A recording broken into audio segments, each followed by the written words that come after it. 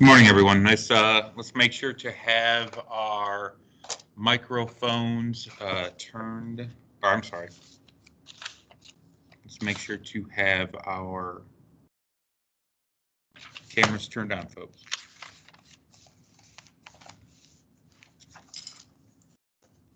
And good morning, everyone. Good morning. There we go. Now we're learning. Come on, Trey's not the only one. I'm pretty sure everybody else has a unmute button. Good morning, everyone. Good morning. There we go. Let's get those cameras turned on. All that jazz.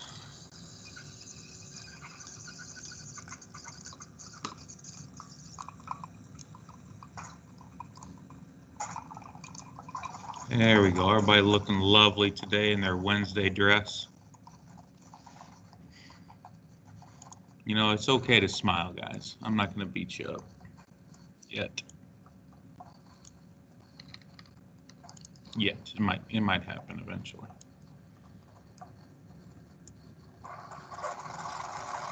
Nice. Nicholas got the blue screen of death on his computer. That's good. Too many video game playing. All right.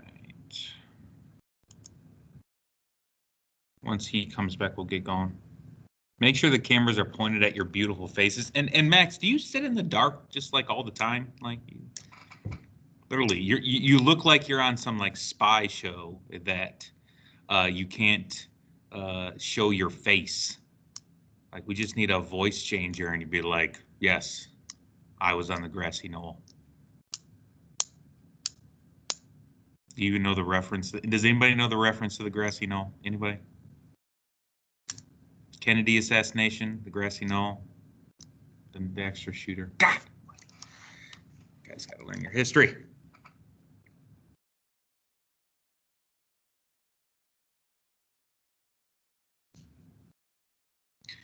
Okay, it looks like. Let's see, is everybody? Yeah, it looks like everybody's back. Beautiful. All right, again, let's make sure everybody's cameras all turned on. All that jazz. Okay, so what we're going to kind of jump in today, I just want to kind of review a few things, review kind of my expectations on a few things, and we really do need to make sure that we are kind of following along with everything and making sure we're putting this in the memory block, because we need to fully understand what exactly I want to see. We talked about the FRQs yesterday a little bit, FRQ 1 and 2. We're going to talk about probably the other two either tomorrow or Friday. We'll look at those at a kind of a more in-depth kind of look at what I want to see there. But I did want to kind of address some big ideas, especially considering you have your court case assignment due tomorrow. From now on, when it comes to the court case assignment, I want us to treat that like an FRQ. Even though the questions are going to be the same every single time, you know, the theme, the topic, the decision, the justification, I want you to write them in as if they were the FRQ. So I want to make sure under my expectations, okay? So to kind of reiterate and to reaffirm exactly what I want to see with these FRQs is you must, for each and every single part, break it up. There should be clearly labeled and clearly broken apart in your writing, completely. Separation with that space, you know, labeled, you know, and again, you'd be thinking, well, what do we label it, Mr. Klepper? He says, well, you look at the question and you can label it from there. Again, it's not a true FRQ where you have A, B, C, D, E, but you guys are all clever. Like, oh, this is asking for the impact, so I'm going to label it impact. This is asking for the justification. I'm going to call it the justification. The decision, label it the decision. Again, you can't always be told exactly what to do. You need to make some inferences and come up with some good judgments on what you have to do. Because again, when you're taking this AP exam, here's the scary part, and I think this is what really kind of was evident in the midterm is that you guys know information. You do. You know information. The scary part is that you know it one way. If I explain something or ask it in a particular way, you understand the answer. The problem is the AP exam is going to ask you questions in different ways. It's going to ask you in different styles, and that's the scary part. That's the part that helps with practice. But like you guys all know, I think you all know that there's more old people, more spending. I mean, I think that makes sense to all of you. You know that. I don't need to teach you that.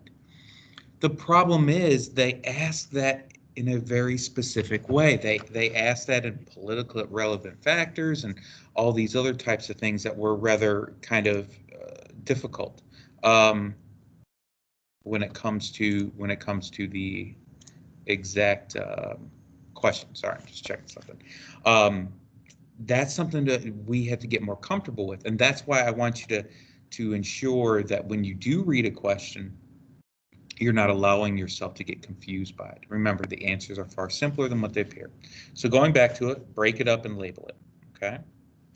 Next part, restate the question.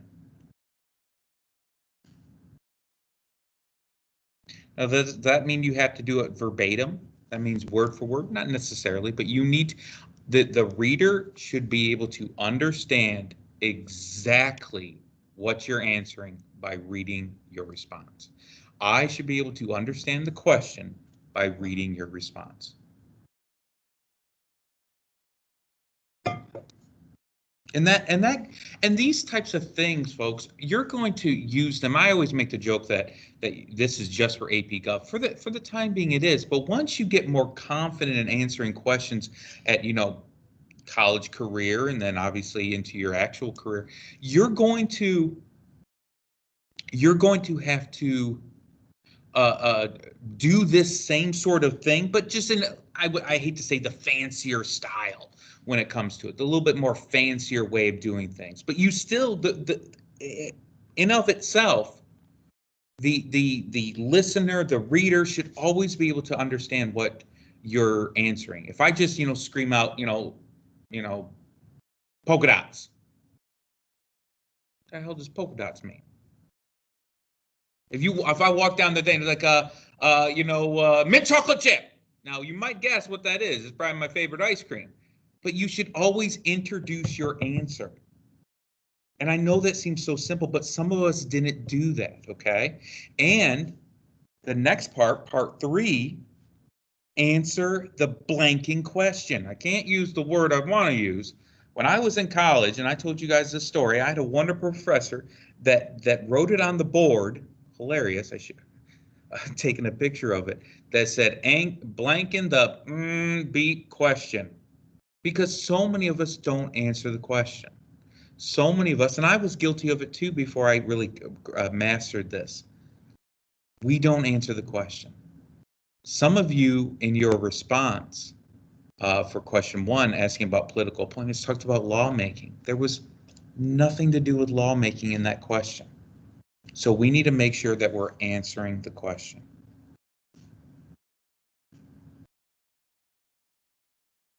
That's so important, folks. So important, okay? Next, okay? And again, if you need to write these down and put them somewhere so you can look at them, or think of an acronym, something to, break it up, restate it, answer it, something along those lines, do what you need to do to be successful. And as I mentioned to you yesterday, you're going to learn the content. But whether or not you're successful on this test is entirely on your willingness to go the extra mile. Okay? I know, and I'm not picking on my athletes here, but when coach tells you you need to condition yourself outside of practice, really the determining factor between successful people and unsuccessful people is whether they do that or not. And when they tell you to run 10 sprints, do you run 12? Do you go that extra mile? And there's a clear difference between people who are successful and do that and people who don't.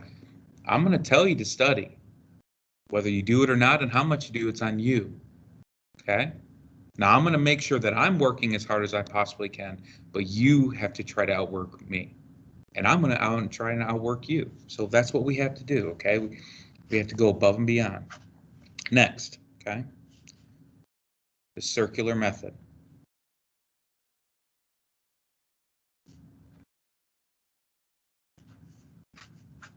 Now that circular method is something that we should all be thinking of.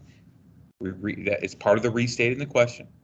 And then remember, a portion of our last statement should start our next statement. And I showed it to you yesterday. You know, the example from number 2, or 2C actually, where you had to say, you know, part B, identify one of the parts in B and use it as a justification of why these changes occurred. One politically relevant factor that had changed or increased elderly spending was the fact that there were more elderly people. By there being more elderly people, government is required to increase spending. By increasing spending, the benefits for elderly people will go up. You see what I did there? I overlapped it, okay? And then your last statement should be referring to the question, okay? And then your last statement on that, by benefits increasing or by spending increasing for the elderly, that is why we see the trends identified on the graph and are politically relevant, or you know, politically relevant. Again, walk the reader through the response, okay? And again, is it longer? Yes, but remember, your goal is not to answer the question. Again, I know I say answer the question, but your goal is to earn those points. That's what we're trying to do here, is earn points through the answering of the question. We're trying to throw as many darts at the dartboard, okay? And finally, as I kind of already hinted at it, close the loop, which is a part of the circular method, and answer the question is a part, and restating, you could sum a lot of these into the circular method. Make sure that last statement is referencing the question. If your questions tonight on the court case, which they're the same questions every single time, talks about theme and decision and justification, then, or impact, then your last statement on every single response should be closing that loop. All right, questions?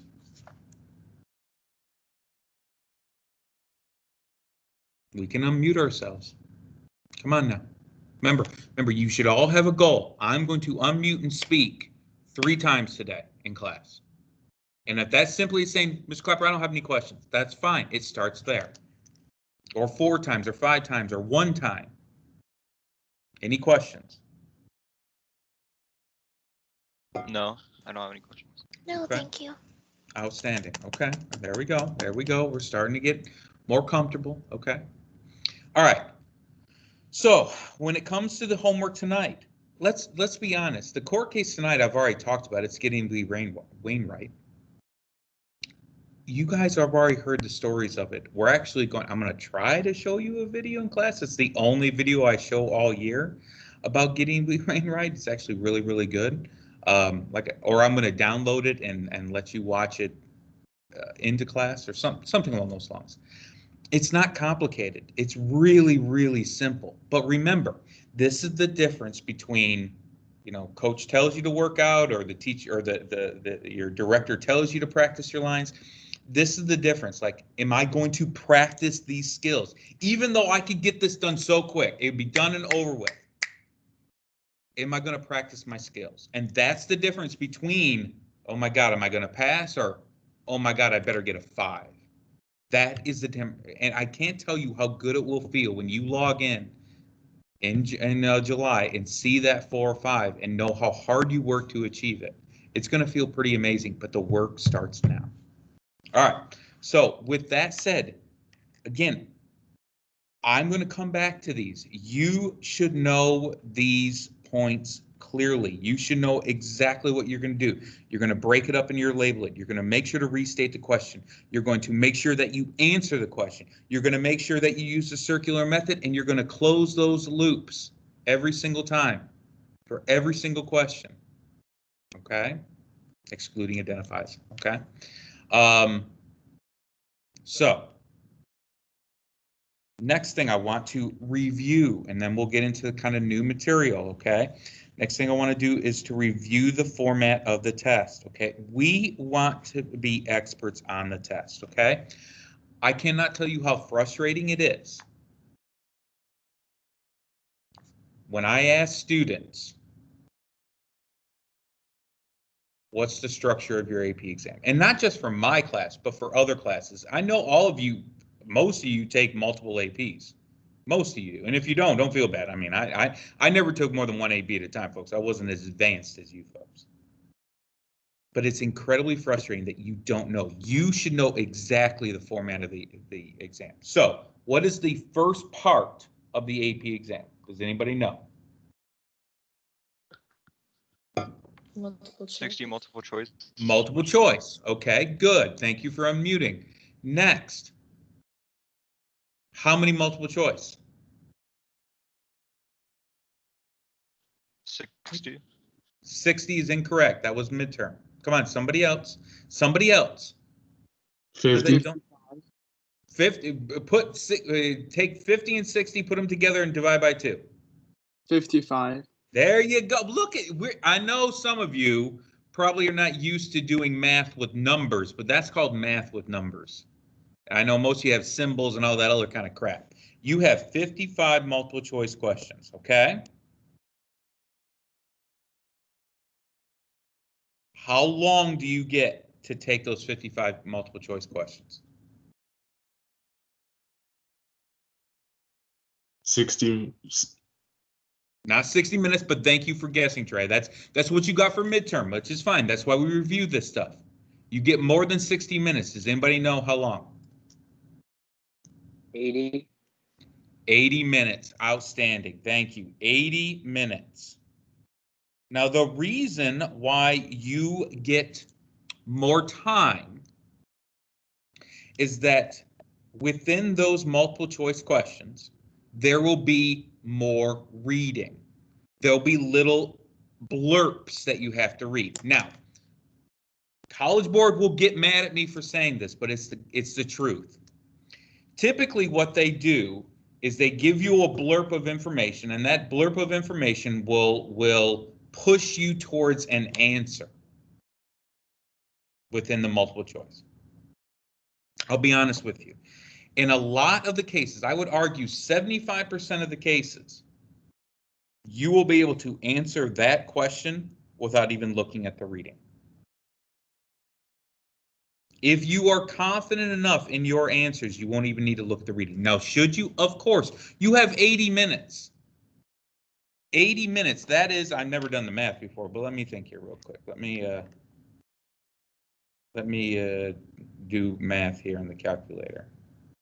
So 80 divided by 55. That means you get a minute and a half-ish per question. A minute and a half per question. That is a long time per question.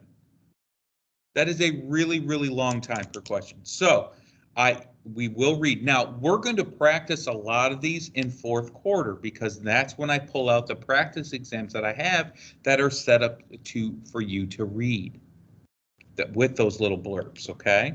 So we'll get into more. But again, we're going to focus on the content and understanding that and understanding the content, and then we can start working into the reading parts, okay? And again, we're practicing this already because what we'll have to do in the blurbs, these little reading pieces, is we'll have to pull out the theme, pull out the impact, pull out the justification.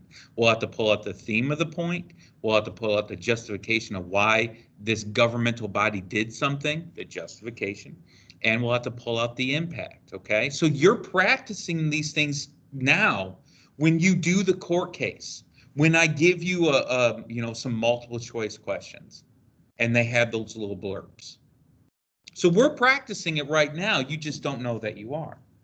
Now, after that 80 minutes, you get a little break. Okay? You can't leave. You can't get on your cell phones. Can't do anything. Okay? What's the next part? Unmute. Let's go. Come on. Come on. Come on. The 4 FRQs. 4 FRQs. Very good. How long do you get? Somebody that hasn't spoken today yet. Somebody that hasn't unmuted themselves. Come on. Have the courage. How long do you get for those 4 FRQs? Is it 100 minutes? 100 minutes. Thank you.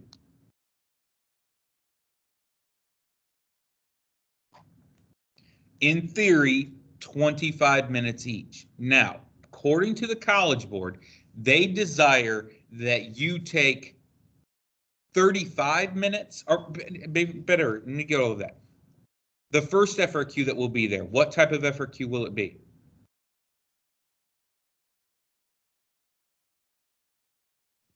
Come on. Like an identify, explain, like any of those. We call it a just answered FRQ. It's called more of a fancy way, like a contextual FRQ, a just answer it. Okay, there'll be a question, there'll be parts, you just answer it. It's contextual, okay? Write this stuff down. You very well could have a test on this someday. Not tomorrow, I'm not going to give you a test tomorrow or something, but I might test you or quiz you on this. Just answer it, or you could be fancy and say contextual. What's your second FRQ? Someone that hasn't unmuted themselves today. The second FRQ.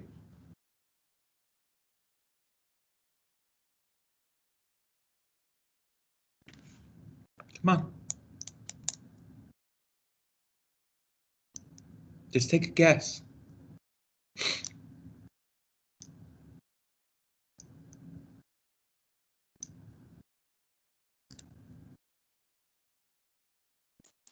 Is it a question based on like a graph or a cartoon or something? Outstanding. Yes, there you go. You're getting it. You're getting it. And I saw you unmute yourself, Solomon. It's a question based on a graph, a cartoon, and a chart. Yeah, chart. Just like what you had before. You had that now in yours, and we're going to practice this when we get to those FRQs. We're going to have the cartoons and stuff, and we'll take FRQs before fourth quarter and stuff like that. But it's something we need to be aware of. Okay. Third FRQ.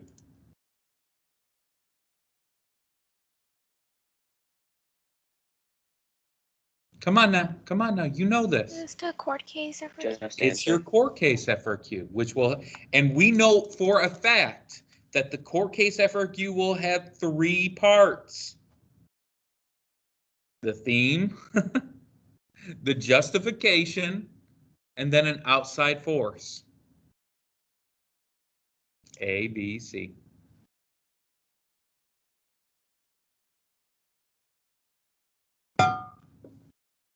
And last but not least,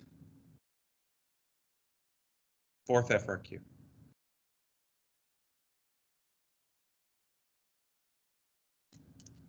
argument based? Argumentative.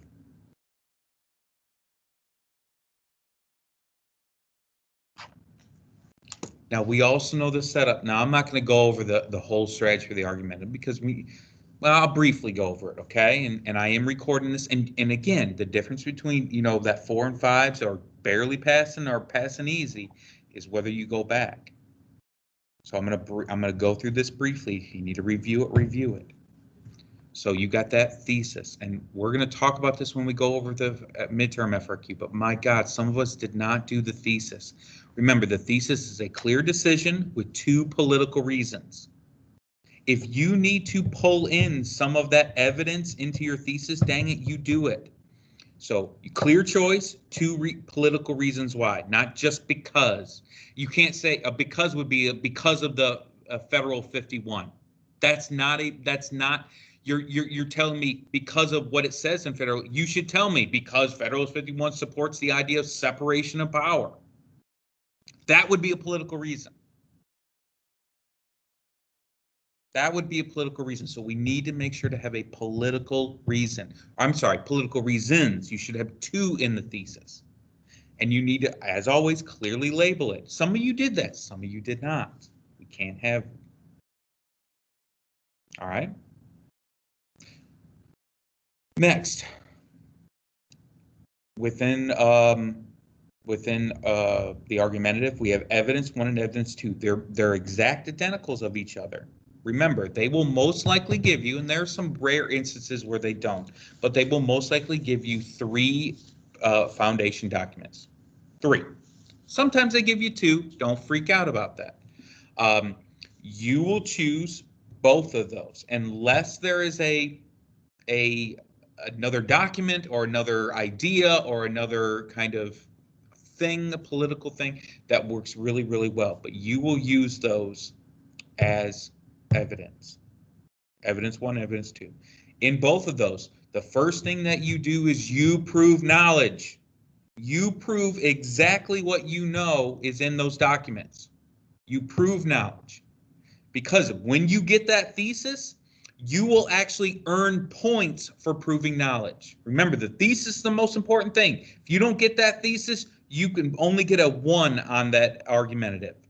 Some of you would have gotten evidence points, but I couldn't reward them to you on the midterm because you didn't get your thesis. Get that thesis. Then evidence 1 and 2, you need to prove knowledge. Prove that knowledge, man. I know what Federal 51 says. I know what Fed 10 says. I know what Fed 78 says. We're going to get to those. Don't freak out. I know what this. I know if you use a court case. I know about the court cases. I know about letters from Birmingham jail, which we're going to get into because we haven't got to the civil rights, the civil liberties and civil rights part yet. We are getting into those. Gideon v. Wainwright will be our first case. Prove knowledge. And then that knowledge that you proved, you use it to justify the choice. Say, because of this, it supports my choice because of this. Prove knowledge, and then that knowledge supports your choice. And you tell me why it supports it. You do that twice. Do that for evidence 1, evidence 2. Okay. And then your last is your counter argument, your rebuttal, whatever you want to label it as, but we need to label it. Now we give the alternate choice. Some people are an alternative choice, and literally I would say alternative choice, or the other choice would be, and then you pick another choice. You use another piece of evidence. You can use that third piece of evidence. I would do that because remember, the readers will be trained on those 3 pieces of evidence. They will be trained on those 3 pieces.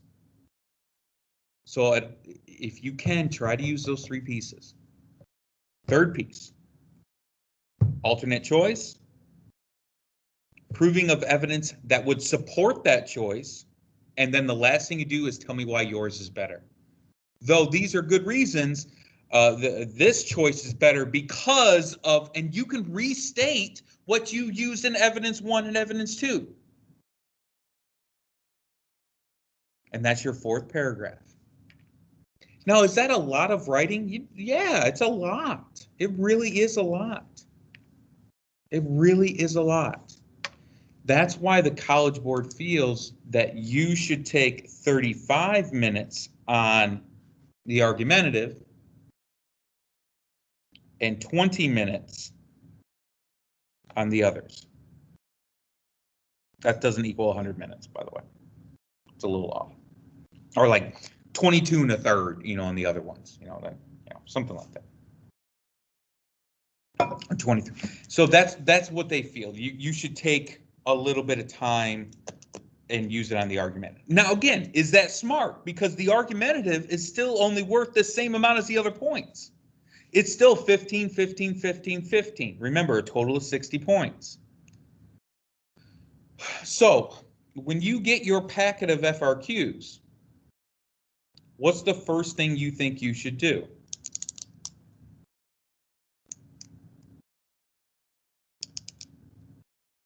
Come on now. Come on now. What do you think?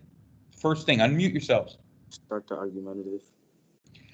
You know, a lot of people think that, Max, and it's not wrong. But you should, I feel, and you can do whatever you want, Max, but I would answer the easiest ones first. I read through all the FRQs, and I answer the easiest one first. I get that first one done because I'm fresh. I know I can get it. I can get it because it's worth the same as the argumentative. Now, if you feel the argumentative is the easiest because you feel the most prepared for it, go ahead and do it. But that's where time management comes in. You don't want to take 50 minutes on the argumentative and then really hurt yourselves on the other three, because remember, the argumentative is worth the same amount of points. So again, you do whatever you guys feel comfortable with, but I personally would answer the easy ones from first. My personal opinion, the easiest ones is the Supreme Court one. I know the questions. I know A, B, C. All I got to do is identify the parts, justification, and then the outside influence. That's going to be the easiest for me. Now, does that mean the shortest? Maybe. But remember, answers are broad. And then I go to the next easiest. And then the next easiest.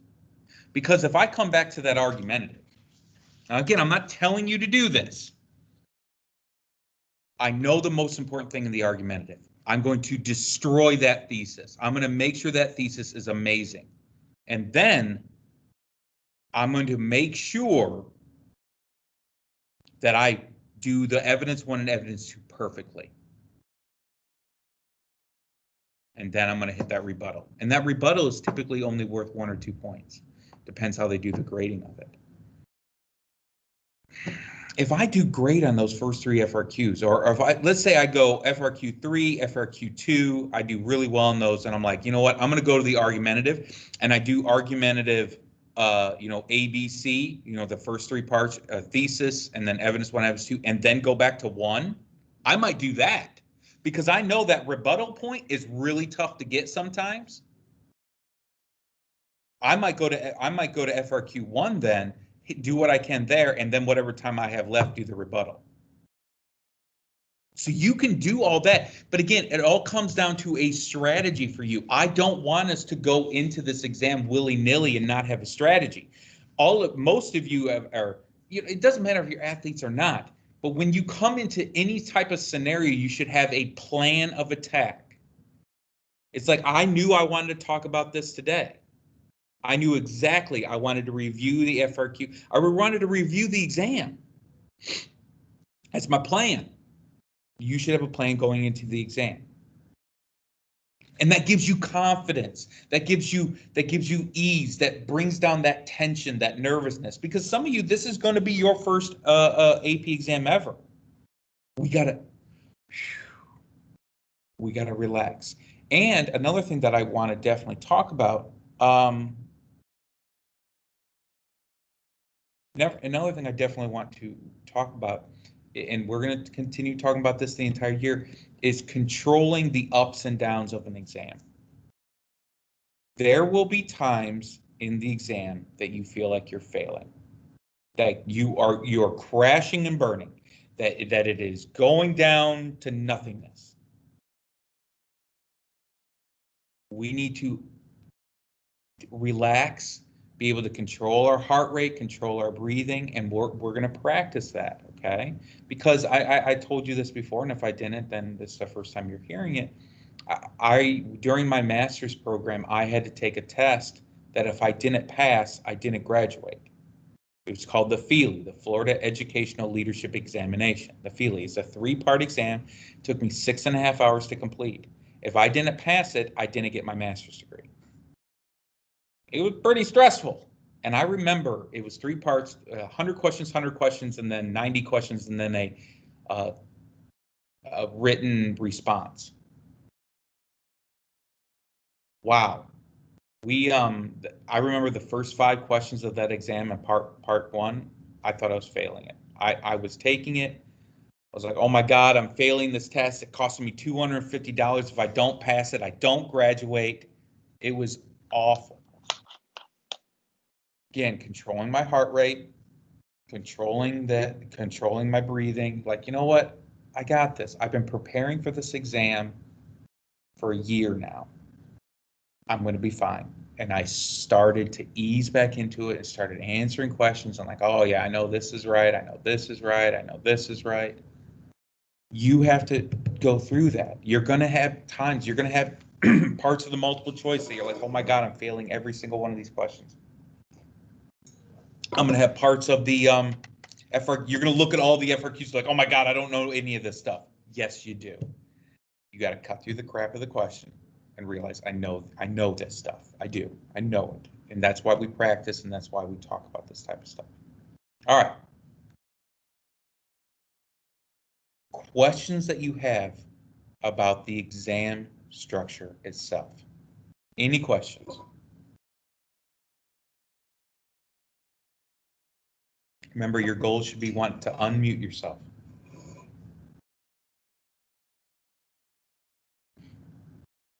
No questions. Come on now, you can unmute. Remember, your goal should be to unmute yourself. And if you unmute yourself twice today, your goal should be 3 times today. Cece, any questions? You've been quiet today.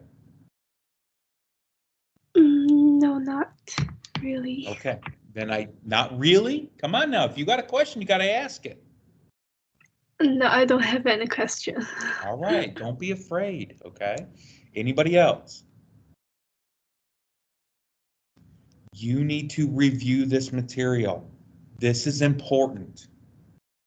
I should be able to hit you up on Teams and say, hey, FRQ2, what type of FRQ is it, okay? What's your strategy when it comes to the FRQs? What are you going to answer first? Okay, we'll get into the strategies of the multiple choice. Now, we're going to talk about multiple choice strategies on Friday when we go over the AP classroom questions. I'm going to start trying to do a better job of making sure we go over those. There's no reason just to give them to you, not going over them, okay? All right. With that said, go ahead and pull out, hopefully you did take notes. I didn't tell you to, but hopefully you did take notes of your reading on chapter 9.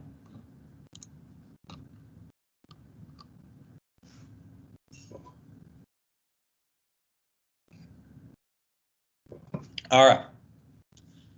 So what we need to look at today, okay, what we need to kind of start understanding today is that we already know a lot about elections. We hopefully when you were reading this, I was like, oh, I know this stuff, okay? Like the first thing that's mentioned in your book, and it talks about the nomination process. You should already know that nomination process, how we transition away from the convention system to the primary system. Remember that convention system is where they just sent delegates, these individuals, these ranking party members to the national convention, speaking of the presidential one, where they then discussed, they argued, and then they were able to select the candidate for their particular party's general election for the president, okay? Now that convention system can be used at any number of levels. We specifically talk about the national convention, and the only national election that we have is for the president. That's the only election where everyone votes for the same, out of the same bank of people, or same main group of people. You know, when we vote for senators and representatives, only people of a certain state vote for a senator. Only of a certain voting district people vote for a representative. That's not a national election. A national election is the only one we have is the president. So when we look at this, we need to understand originally it was that national party system, but we have transitioned into a primary system. And we talked about the primary system. We talked about the closed primary. We talked about the open primary, okay? Now, by that transition, that has made America's political system more demographic. I want you to make sure you write this down. When we give people choice, we make things more demographic. Remember, demo, people comes from the people, power of the people, power of consent. If we give people choice, that is giving people consent.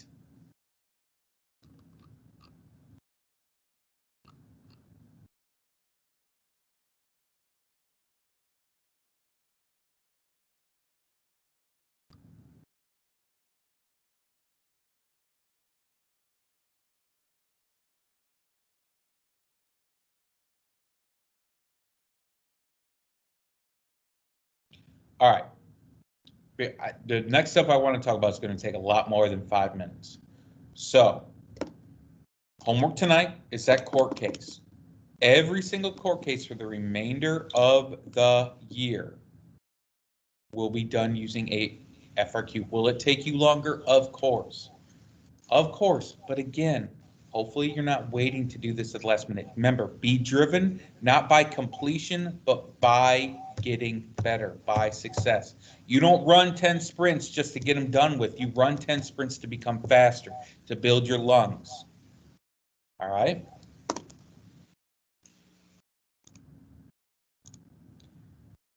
Don't just do the homework to do the homework. Do the homework to get better.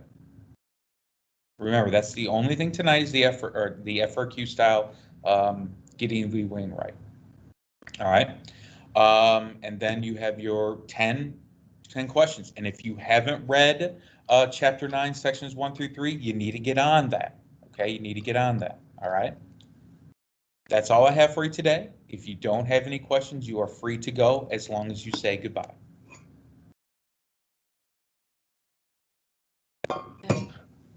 See you later, Mr. Clappy.